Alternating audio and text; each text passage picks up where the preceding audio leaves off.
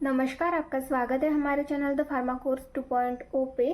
तो आज के इस वीडियो में हम हॉस्पिटल एंड क्लिनिकल फार्मेसी का जो चैप्टर नंबर 2 है, different committees in the hospital, इस चैप्टर के इम्पॉर्टेंट एमसीक्यूज देखने वाले हैं जो कि एग्जिट एग्जाम के पॉइंट ऑफ व्यू से इम्पॉर्टेंट होने वाले हैं।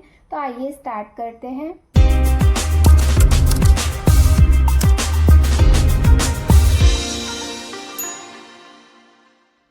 तो सबसे पहला है एमसीक्यू नंबर 1, पीटीसी इंक्लूड।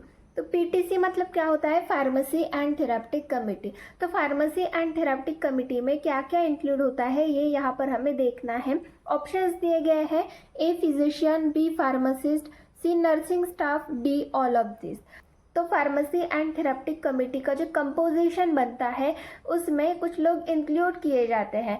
तो उनमें से कौन कौन इंक्लूड होता है इस कंपोजिशन में, इस कमेटी में कौन कौन इंक्लूड होता है वो यहाँ पर हमें देखना है। तो फिजिशियन ये भी इंक्लूड होता है फार्मेसी एंड थेराप्यूटिक कमेटी में एज ए चेयरपर्सन करके इसको लिया जाता है।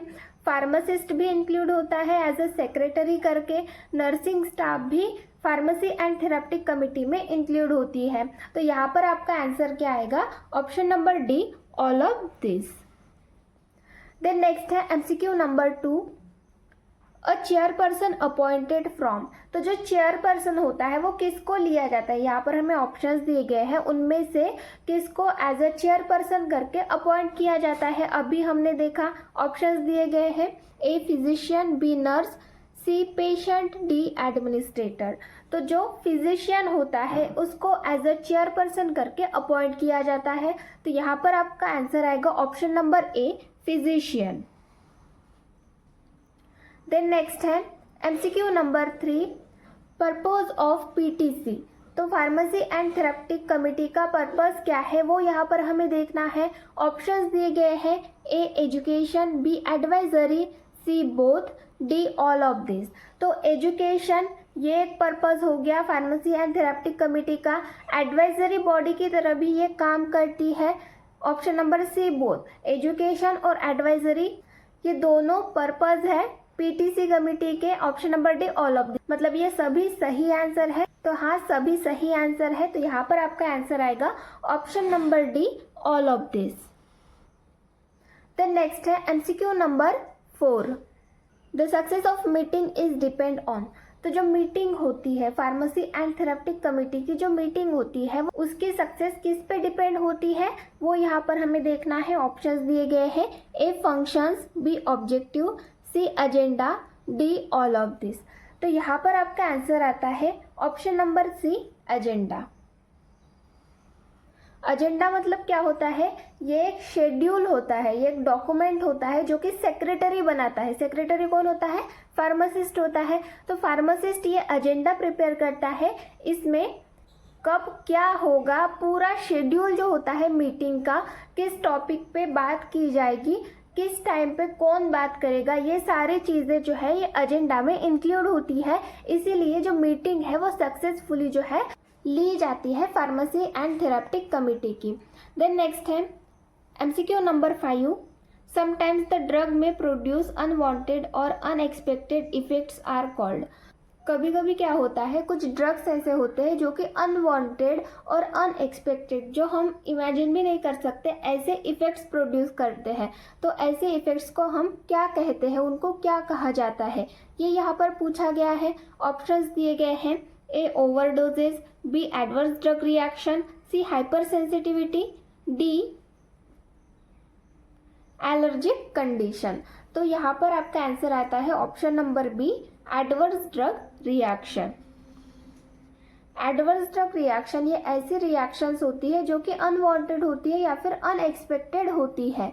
ड्रग अचानक से अनएक्सपेक्टेडली कुछ रिएक्शंस प्रोड्यूस करता है जो कि हम सोच भी नहीं सकते, उनको हम बोलते हैं adverse drug reaction. Then next है MCQ number 6, PTC stand for. तो पीटीसी का फुल फॉर्म क्या है वो यहाँ पर हमें पूछा गया है। ऑप्शंस दिए गए हैं: A pharmacy and treatment community, B pharmacy and therapeutic committee, C pharmacy and therapeutic composition, D none of the above. तो यहाँ पर आपका आंसर आता है option number B, pharmacy and therapeutic committee, ये आपका पीटीसी का फुल फॉर्म हो गया। देन नेक्स्ट है MCQ number 7, in the composition of PTC pharmacist work as. तो जो फार्मेसी एंड थेराप्टिक कमेटी का कंपोजिशन होता है उसमें फार्मासिस्ट वर्क करता है एज अ, ऑप्शंस दिए गए हैं, ए सेक्रेटरी, बी चेयरपर्सन, सी एडमिनिस्ट्रेटर, डी एनेस्थेटिक्स। तो जो फार्मासिस्ट है वो क्या होता है फार्मेसी एंड थेराप्टिक कमेटी में, तो यहाँ पर आपका आंसर आता है ऑप्शन नंबर ए सेक्रेटरी। फार्मासिस्ट जो है एज अ सेक्रेटरी करके वर्क करता है फार्मेसी एंड थेराप्टिक कमेटी में। देन नेक्स्ट है MCQ number 8, the meeting of the committee should be dash times per year. तो जो फार्मेसी एंड थेराप्टिक कमेटी की मीटिंग होती है वो एक साल में कितनी बार होनी चाहिए, ये यहाँ पर हमें पूछा गया है। ऑप्शंस दिए गए हैं A6, B7, C5, D4। तो यहाँ पर आपका आंसर आता है ऑप्शन नंबर A6।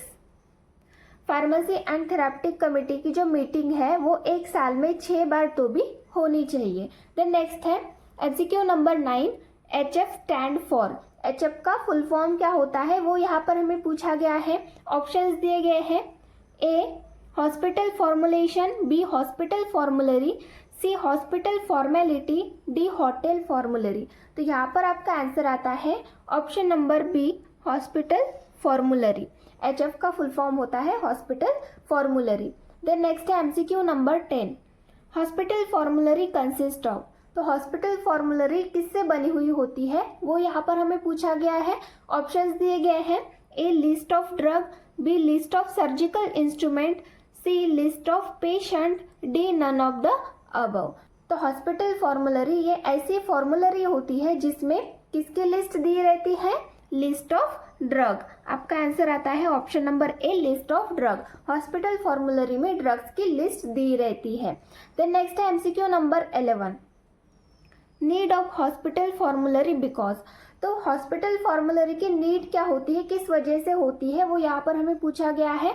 ऑप्शंस दिए गए हैं, A large number of drug available in market, B influences advertising strategy, C competition in market of drug, D all of the above. तो जो हॉस्पिटल फॉर्मुलरी की ज़रूरत होती है वो किस वजह से होती है, मार्केट में बहुत सारे ड्रग्स अवेलेबल होते हैं, अब उनमें से सारे हम यूज़ करेंगे तो हॉस्पिटल का बजट भी बढ़ेगा और साथ में एक ही डिसीज़ को ट्रीट करने के लिए अलग अलग तरीके के ड्रग्स वहाँ पर अवेलेबल होंगे, तो वहाँ पर उसका मैनेजमेंट भी प्रॉपरली नहीं हो पाएगा। तो किसी डिसीज कंडीशन को ट्रीट करने के लिए कोई भी एक ड्रग जो है वो हॉस्पिटल में रखा जाता है और वो कौन सा ड्रग होता है उसकी लिस्ट जो है वो हॉस्पिटल फॉर्मुलरी में दी रहती है। तो यहाँ पर आपका ऑप्शन आता है option number A, large number of drugs available in the market. Market में बहुत सारे ड्रग्स अवेलेबल होते हैं एक ही डिसीज को ट्रीट करने के लिए, पर हर ड्रग हम यूज़ नहीं कर सकते, हर ड्रग हम हॉस्पिटल में नहीं रख सकते, उसकी वजह से हॉस्पिटल का बजट बढ़ सकता है, साथ में जो इन्वेंटरी मैनेजमेंट है वो प्रॉपरली नहीं होगी। तो इसीलिए कोई भी एक कंडीशन हो गई तो उसको ट्रीट करने के लिए एक स्पेसिफिक ड्रग रखा जाता है हॉस्पिटल में। देन नेक्स्ट है MCQ number 12, who frame policy guideline regarding entry deletion of drug from hospital formulary. तो हॉस्पिटल फॉर्मुलरी में से ड्रग की एंट्री कराने के और डिलीट कराने के जो पॉलिसी गाइडलाइंस होती है वो किसने बनाए हुए हैं, ये यहाँ पर हमें पूछा गया है। ऑप्शंस दिए गए हैं, A PTC, B administrator, C governing body, D medical committee. तो यहाँ पर आपका आंसर आता है option number A PTC, pharmacy and therapeutic committee. ये ऐसी कमेटी है जो कि पॉलिसी गाइडलाइंस जो है वो बनाती है किसके लिए, जो ड्रग होता है उसको हॉस्पिटल फॉर्मुलरी में उसकी एंट्री करनी है या फिर उसको डिलीट करना है, इसके रिगार्डिंग। देन नेक्स्ट है MCQ number 13, significance of the hospital formulary. तो हॉस्पिटल फॉर्मुलरी का इम्पोर्टेंस क्या है वो यहाँ पर हमें पूछा गया है। ऑप्शंस दिए गए हैं, A therapeutic, B economic, C educational, D all of this. तो थेराप्टिक मतलब हॉस्पिटल फॉर्मुलरी में ऐसे ड्रग्स दिए रहते हैं जो कि किसी कंडीशन को ट्रीट करने के लिए यूज़ किए जाते हैं। तो थेराप्टिक ये किसका इम्पोर्टेंस हो गया। इकोनॉमिक, हॉस्पिटल फॉर्मुलरी में ऐसे ड्रग्स रखे जाते हैं, ऐसे ड्रग्स की लिस्ट रखी जाती है जो कि बजट में आते हैं। तो इकोनॉमिकली अगर हम देखें तो ये भी इसका एक इम्पोर्टेंस है। एजुकेशनल, जो हॉस्पिटल फॉर्मुलरी होती है उसमें जितने भी ड्रग्स की लिस्ट दी रहती है उसके रिगार्डिंग इंफॉर्मेशन भी दी रहती है, उसका डोज, उसकी स्ट्रेंथ, सारी इंफॉर्मेशन दी रहती है, तो वहाँ से हमें एजुकेशन भी मिलता है। तो यहाँ पर तीनों ऑप्शंस जो है वो सही है। हॉस्पिटल फॉर्मुलरी के सिग्निफिकेंस है, तो यहाँ पर आपका आंसर आएगा option number D, all of this. Then next है MCQ number 14, the hospital formulary consist of list of. तो हॉस्पिटल फॉर्मुलरी में किस चीज़ की लिस्ट दी रहती है ये यहाँ पर हमें पूछा गया है। ऑप्शंस दिए गए हैं, A drugs, B instruments, C staff, D patient. तो यहाँ पर आपका आंसर आता है ऑप्शन नंबर ए, ड्रग्स, क्योंकि हॉस्पिटल फॉर्मुलरी में ड्रग्स की ही लिस्ट दी रहती है।